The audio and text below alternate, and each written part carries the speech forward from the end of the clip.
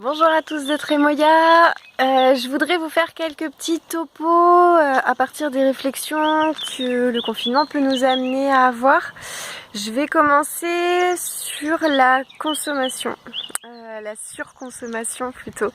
On a évidemment depuis des dizaines d'années trop consommé et je pense que là, ça nous permet de nous amener quand même à un petit peu plus de prise de conscience sur notre manière de consommer, un petit peu tout, que ce soit l'alimentaire, les vêtements, tout ce que vous achetez en général. Le fait d'être confiné, ça vous invite à moins fréquenter normalement les grandes surfaces. Elles sont moins approvisionnées aussi.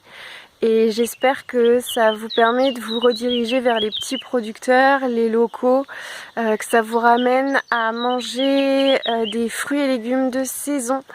J'aimerais vraiment que ce soit pas juste sur cette période de confinement, mais que par la suite les gens continuent sur cette démarche.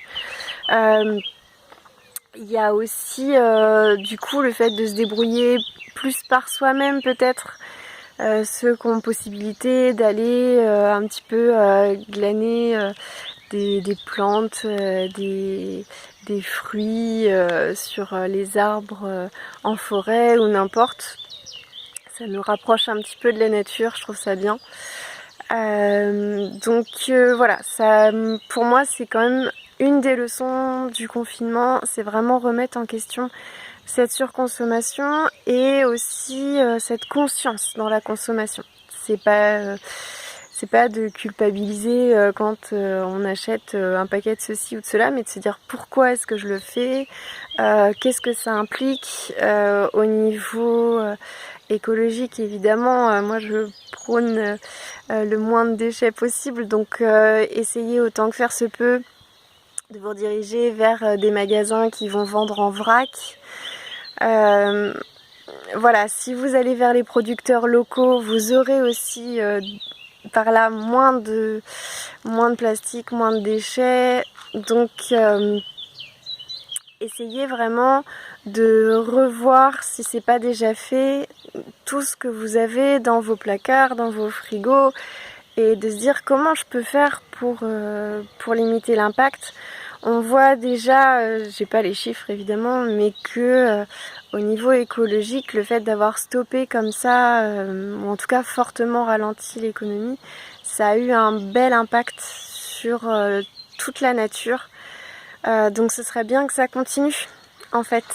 Notre survie en dépend. Pensons-y.